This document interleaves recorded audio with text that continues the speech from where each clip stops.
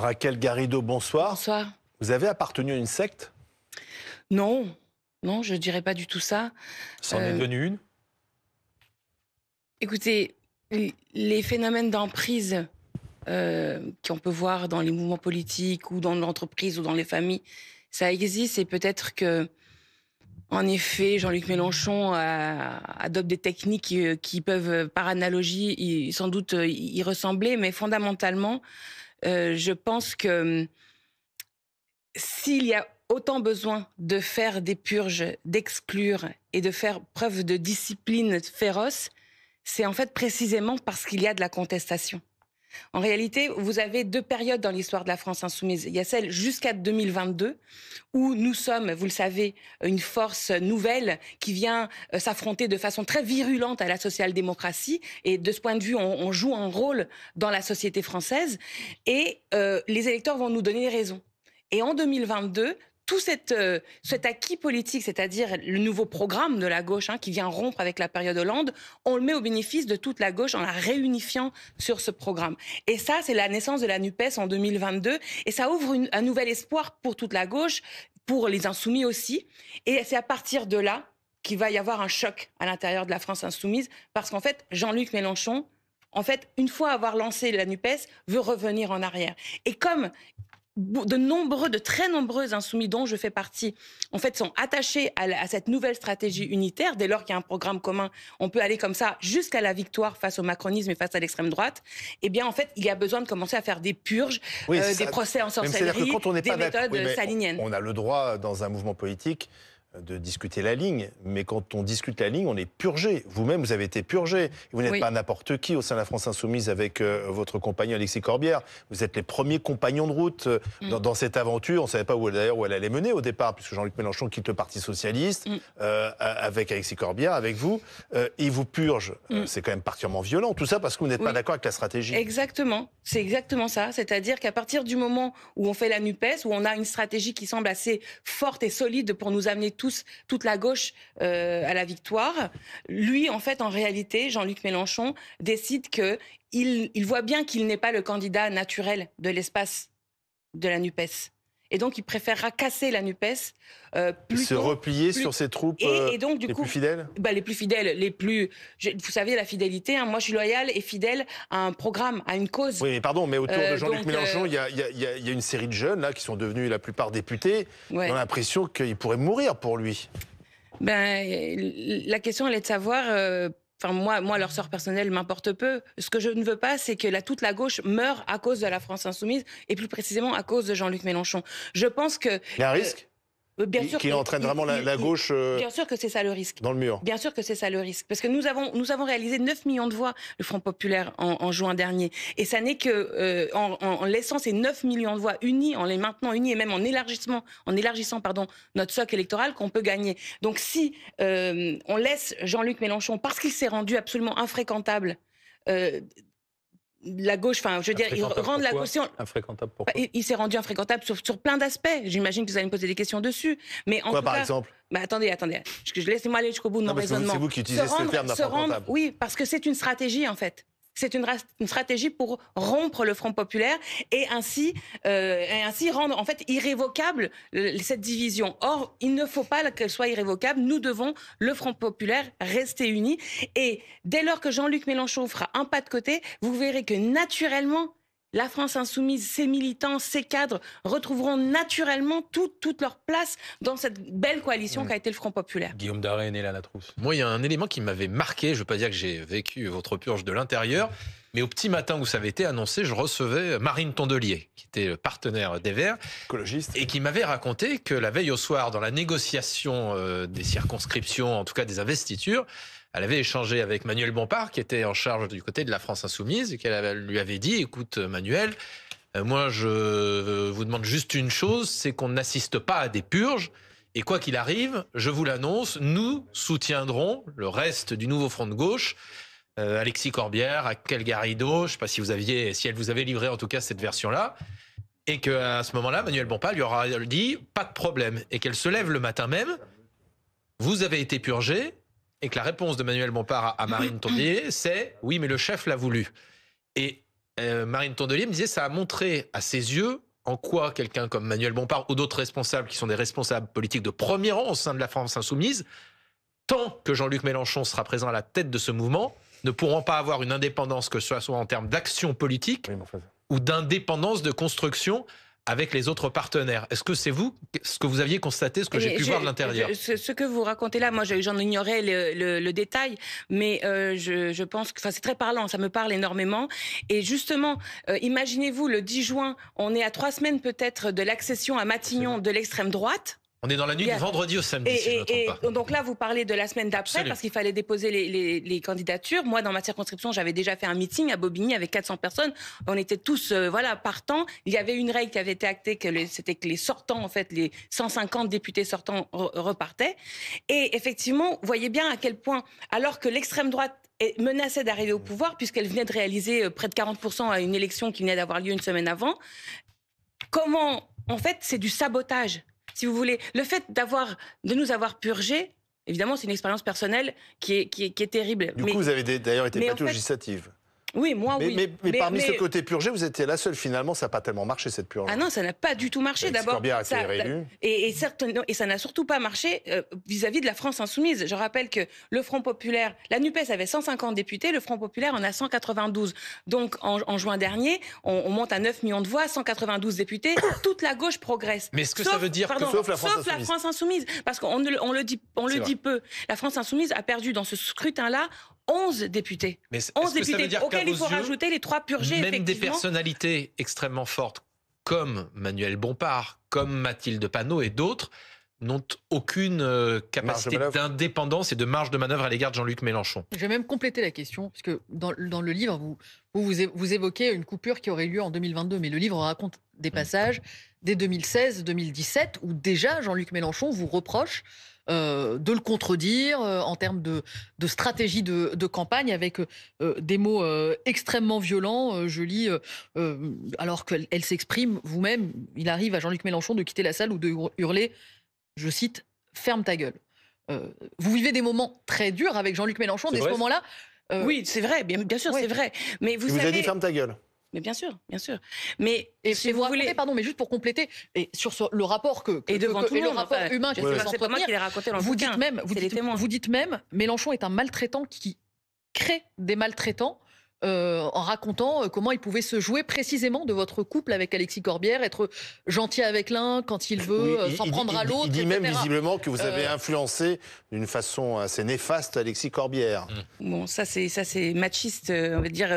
C'est paix du machisme. Mais vous nous confirmez avoir vécu tout cela et donc de ce fait, dans l'expérience qui était la vôtre, avoir été l'une des seules à par moment le contredire, ce qui vous aurait valu la mise de côté, là où d'autres présents autour de lui aujourd'hui ont peut-être moins de marge de manœuvre ou moins de... Vous aviez même été affublé, pour compléter le complément, d'un surnom. Alors ça, je le découvre. Voilà, ça, dans le livre, regardez. Merkava. Voilà, c'est en fait, on va expliquer sur Raquel Herido que certains surnomment Merkava en interne. C'est le nom des chars israéliens parce que vous seriez identifié comme sioniste. Raquel, elle est super. Le seul problème, c'est qu'elle est extrêmement naïve sur l'influence de la communauté juive de France. Sur les rapports humains dans ce monde mélenchoniste, je confirme que ce sont des rapports humains qui sont détestables. Je ne sais pas, brutaux, etc. Vous dites maltraitants. Oui. Alors j'ignore, à vrai dire, si dans les autres partis il y a des choses aussi graves ou pas. Ce qui n'excuse pas. Et ça n'excuse d'ailleurs pas. Mais en tout cas, en ce qui me concerne, c'est vrai que moi j'ai épousé une cause. J'ai pas épousé un leader. J'ai déjà un mari. Donc dans le parti, je cherchais pas à être aimée de Mélenchon. Donc en fait, j'ai pas été courtisane. Je n'ai jamais été courtisane. J'ai d'ailleurs jamais été rémunérée. Quand j'étais porte-parole de la campagne présidentielle de 2017, tous, Benjamin Griveaux, tous là en face, ils étaient tous payés. Moi, j'étais bénévole, jamais été permanente des partis successifs qu'on a fait avec Jean-Luc Mélenchon. J'étais là vraiment pour la cause et mon raisonnement était le suivant. Moi, je pense que ce qui pourrit la vie française, la vie politique française, c'est la monarchie présidentielle. C'est les effets de cour autour je vais être avec le président qui a tous les pouvoirs, etc. Là, dans ce qu'il dit de vous, l'important, c'est la 6e République. Dans ce qu'il dit de vous et ce qui est cité dans ce livre La Meute, ça quand même tend à prouver que chez Jean-Luc Mélenchon, il y a une volonté d'alimenter l'antisémitisme. Je ne sais pas s'il est antisémite, mais en tout cas, c'est ce que dit le livre. Il fait souvent référence au sionisme, au lobby juif. Et bon, on voit ce qui est réservé à Jérôme Guedj. Vous l'avez ressenti, ça? Alors, écoutez, moi je pense vraiment très important de dire que les militants insoumis, l'électorat insoumis, la France insoumise, oui mais justement, n'est pas antisémite. Et d'ailleurs, si elle l'était, ça rendrait absolument impossible l'union avec la France insoumise. Or, ne pas être en capacité de s'unir, là, les 9 millions du Front populaire, ça veut dire donner les clés du camion à l'extrême droite en 2027. Donc, je ne veux rien dire qui puisse alimenter ce discours qui, par moments, effectivement, est d'une grande mauvaise foi. Or, Jean-Luc Mélenchon fait partie des quelques individus, on va dire, qui doivent se compter sur les doigts d'une main, qui, à la France insoumise, ont eu des propos mal calibrés, faisant, on va dire, montrant un certain manque d'empathie. Non, pas antisémite, mais montrant... Vous avez peur de le dire? Non, j'ai moins peur. Bon, moi, suffisamment dans cette ambigu. bagarre, j'ai laissé mon mandat, donc je veux dire, suffisamment il y en a bien ambigu. une qui est une vraie insoumise, suffisamment ambigu canal historique dans son caractère, c'est moi, donc c'est pas le sujet. Mais suffisamment ambigu pour faire passer un message? En tout cas, c'est important que ça cesse. Et je pense qu'il faut que Jean-Luc Mélenchon soit mis hors d'état de nuire à la France insoumise et au Front populaire par ces petits mots qui ne représentent pas la France insoumise. Si n'importe quel militant de base, s'ils avaient eu ce type de discours, ils auraient été virés. Mais ils ne peuvent pas virer Mélenchon. C'est-à-dire qu'il faut exclure Jean-Luc Mélenchon comme Jean-Marie Le Pen a été exclu du RN? Oui. Pas exactement. Oui, vous voyez, l'analogie n'est pas... La finalité politique, ça doit être Mais ce que je veux dire, c'est on a l'impression que la France insoumise, trouver, c'est Jean-Luc Mélenchon. Eh bien non. Parce que justement, la France insoumise, sa promesse, c'était d'être ce mouvement nouveau qui allait changer, passer nos institutions, améliorer des voix notre démocratie. À la présidentielle. Oui. Bon. Et on n'a pas grâce au fait que les gens étaient d'accord avec l'idée de passer à la 6e République et d'améliorer la démocratie française. On n'a pas parlé non plus, et c'est ce que dit quand même, sous-entend Fabien Roussel ce matin, l'emprise d'un couple, Sophia Chikirou. Alors c'est un secret de Polichinelle, Jean-Luc Mélenchon et Sophia Chikirou sont ensemble, elle est députée à la France insoumise, d'ailleurs les auteurs en parlent, et vous-même vous l'avez tweeté sur les réseaux sociaux, pourquoi ? Parce que je ne comprends vraiment pas bien pourquoi les journalistes, depuis des années, vous ne le dites pas alors que vous êtes tous au courant. Posez la question aux journalistes politiques. Non, vous aussi, vous êtes journaliste politique, donc vous ne le dites pas. Alors, moi, je veux bien... moi, je l'ai dit, mais c'est quelque chose, effectivement, qui ne se dit pas. Il y a 20 ans, Sophia Chikirou n'était pas quelqu'un, je veux dire, de connu publiquement, donc on pouvait considérer qu'il y avait une part de respect de la vie privée. Mais aujourd'hui, elle est députée, elle est chef du premier parti de la gauche, donc il n'y a aucune raison de taire ces liens-là, et parce qu'en plus, ils influencent effectivement le fonctionnement du parti. Elle a une mauvaise influence. Mais parce que les gens, comme ils ont peur d'être maltraités si ils s'en prennent à elle, du coup, elle a tous les droits. C'est le mauvais génie de Jean-Luc. Parce que dans le livre... alors là, c'est comme Mélenchon qui dit que je suis le mauvais génie de Corbière. Vous voyez, c'est toujours la faute des femmes à la fin. Elle est brutale aussi. On va pas essentialiser en disant si une femme, c'est un homme. S'il y a quelqu'un qui a une mauvaise influence, il a une mauvaise influence, qu'elle soit femme ou homme. Est-ce qu'elle a une mauvaise influence sur Jean-Luc Mélenchon? Probablement, mais le responsable, c'est quand même Jean-Luc Mélenchon. D'accord. Parce qu'il a beaucoup de choix sur des gens qui peuvent l'influencer ou non. Et au final, il choisit de se replier sur un précaré de personnes qui, effectivement, ne critiquent rien, ne lui disent rien. Quiconque, effectivement, apporte un raisonnement un peu différent se fait écarter. Et au fond, il faut mûrir. Mûrir. Dans le livre, Sophia Chikirou, elle apparaît brutale, violente, très dure avec ceux qui ne sont pas d'accord avec la ligne. C'est un portrait quand même très très négatif qui est fait de cette députée.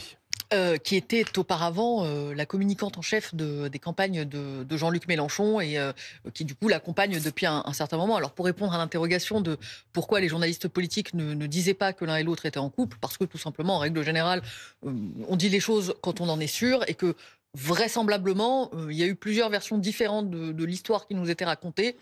Donc on l'entendait dire, on n'a pas toujours su si c'était véritablement un couple installé, s'il y avait des hauts et des bas, enfin bon, dans le marasme ambiant, et ce livre confirme. Oui, parce que les auteurs disent qu'elle se présente comme la chef, comme la femme du chef, et en tant que femme du chef, elle a ce pouvoir. Le livre semble confirmer et permettra de poser la question de manière beaucoup plus claire on peut le dire que des journalistes, quand on voyait Sophia Chikirou, c'est jamais un discours qui nous a été tenu dans ce sens-là. C'est-à-dire que ce discours qu'elle tenait visiblement en interne, Elle ne le tenait pas vis-à-vis des Publiquement. journalistes pour tenter d'en Mais imposer. d'ailleurs, c'est un des enjeux derrière tout ça, c'est parce que tous les militants de la France insoumise, les cadres franciliens, etc., qui voyaient dans l'intimité ou dans des événements politiques ce couple, savaient qu'ils étaient en couple, parce qu'ils ne se cachaient pas, mais à eux, on leur demandait de mentir. C'est-à-dire que si vous vous posez la question à un député, etc., qui dîne avec eux, qui le sait, il va vous répondre non, ils ne sont pas en couple.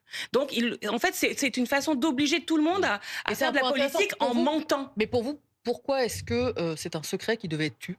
Ah mais j'ai pas le début de commencement d'une idée, je comprends même pas pourquoi. Si ce n'est effectivement de tester qui veut bien mentir ou pas et de faire en sorte que le mensonge soit un comportement habituel et normal.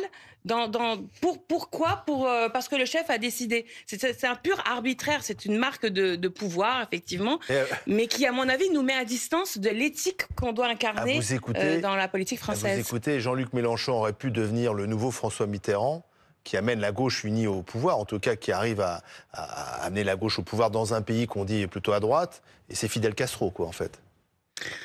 Alors, oui, je ne sais pas s'il est Fidel Castro. Fidel Castro, il a donné de sa personne pour faire la guérilla et abattre une dictature. Oui. Pour l'instant, la dictature, la monarchie politiques. française, la monarchie présidentielle française, elle se porte bien là.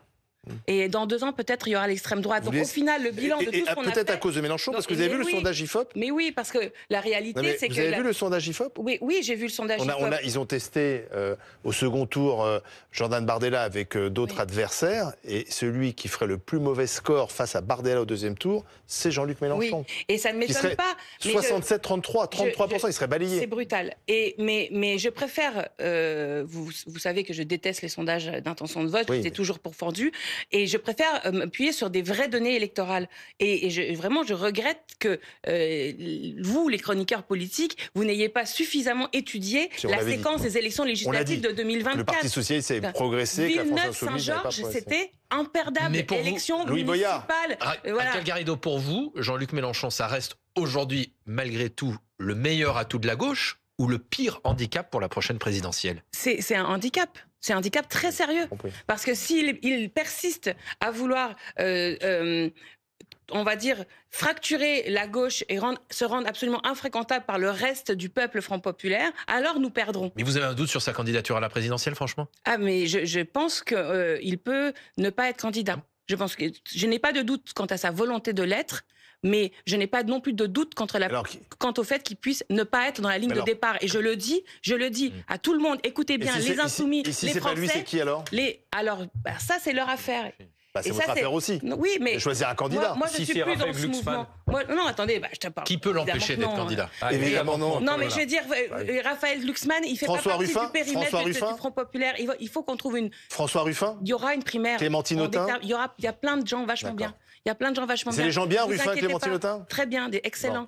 Et d'ailleurs, mais j'ai aucun problème sur le fait qu'on trouve quelqu'un. En revanche, par contre, j'ai un problème s'il y a un groupe politique qui, à lui tout seul, cherche à fixer et diviser le camp des 9 millions d'électrices et électeurs du Front populaire, parce que ça, c'est donner les clés du camion à l'extrême droite.